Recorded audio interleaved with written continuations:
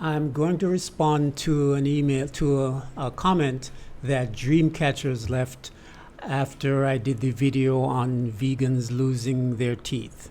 So I don't often always know when the commenter is male or female, but I think I caught a glimpse of a thumbnail image, their avatar, and I think it was female, not sure. So Dreamcatchers, forgive me if I've assumed wrongly.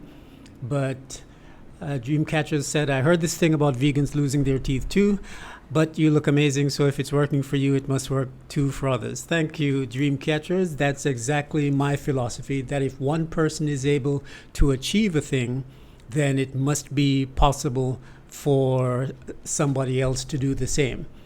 If one person is able to fix their eyesight, improve their eyesight, or keep their hair from growing gray by following a certain protocol, then it might just work for others too. So that is the premise under which I offer this information on this channel.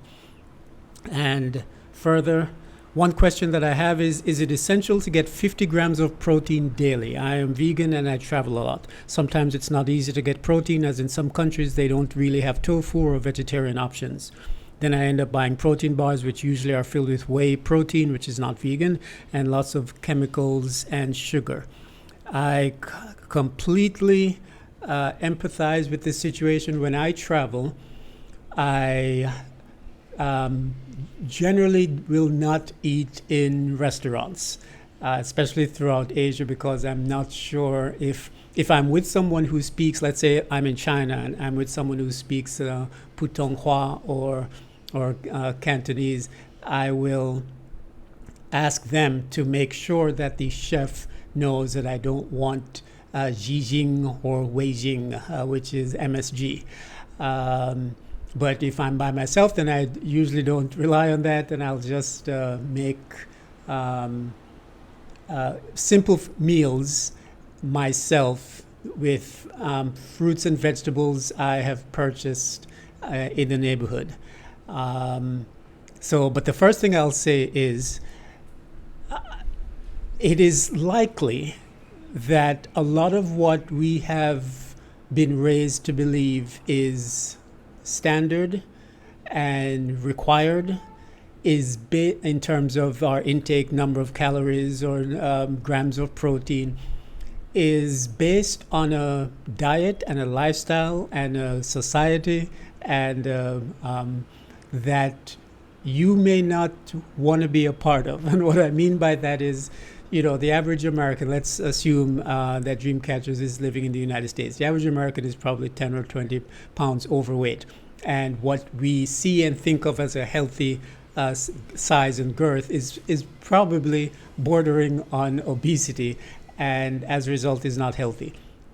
So the requirement, and also there's a possibility that the meat councils and the different organizations that will profit from the purchase of dairy and the purchase of meat have infiltrated our educational system and even our medical system in terms of what is referred. We know, for example, that the Dairy Council gets certain pamphlets distributed in the schools that say that milk is, does a body good, and that it's part of a healthy diet, and that the food pyramid that has meat is sponsored by, don't quote me on this, but the Meat Council and the Dairy Council are involved in what we perceive as education and conventional wisdom, but they are doing it from the perspective of profit. So that's a long-winded way of saying that it's likely that what we believe is necessary by way of protein is way more than is needed. And the other great thing is pretty much anything that you eat has protein in it. All right, a lot of people aren't aware, but if you do a search for vegetables with protein or fruits with protein, you might come across what I have come across here, which is, let's say on this site, let's say this is myfooddata.com. We have high protein fruits. Okay, we have avocados. Let's see, number one was guavas, avocados, apricots, kiwi fruit, blackberries all have protein. Bananas have protein. And if you do a search for vegetables high in protein, you might come across this on healthline.com. Edamame, that's green soybeans, lentils. I eat that a lot. Pinto beans, chickpeas, also known as garbanzo beans. I eat that a lot as well. Mung beans, fava beans, lima beans. So while you're traveling, even if you're not able to get the tofu that you would like, you probably should be able to get some beans. I'm not sure where you're traveling, if it's in the Middle East or Europe, but you should be able to get some beans, lentils, and fruits, hopefully, and to be able to get your protein requirement. Personally, to answer your question, I don't worry about that. I've never been concerned about getting this amount of grams or that amount of grams. I simply eat a natural diet, and I feel good, and I assume that everything is functioning well. But in terms of getting 50 every day, I that's not something that I can advise. You probably will be okay if you're just doing fruits and vegetables and making sure that you focus on high protein fruits and vegetables, if that's what you are interested in doing. The next part of the question is it okay for some days you don't get 50 grams of protein? Yes. Is that a myth from doctors, or is it actually true?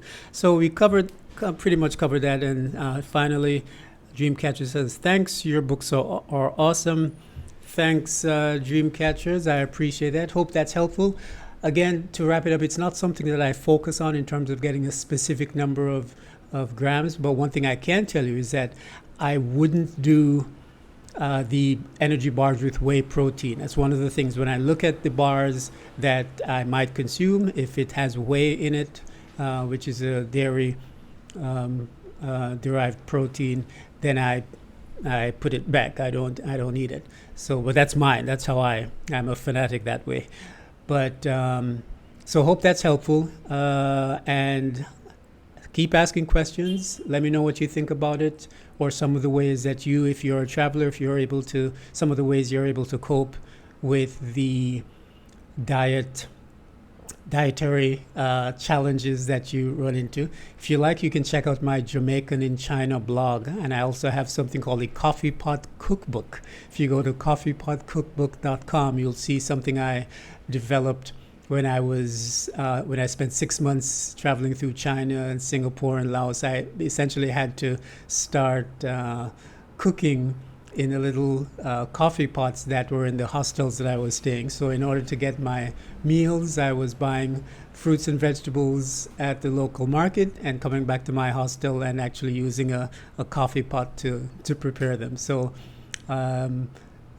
coffee pot cookbook, you can check out how I'm able to adapt while I'm traveling. But hope that's helpful, Dreamcatchers. Keep watching, keep spreading the word. Thanks again for the compliments about the books, and I'll see you in the next video.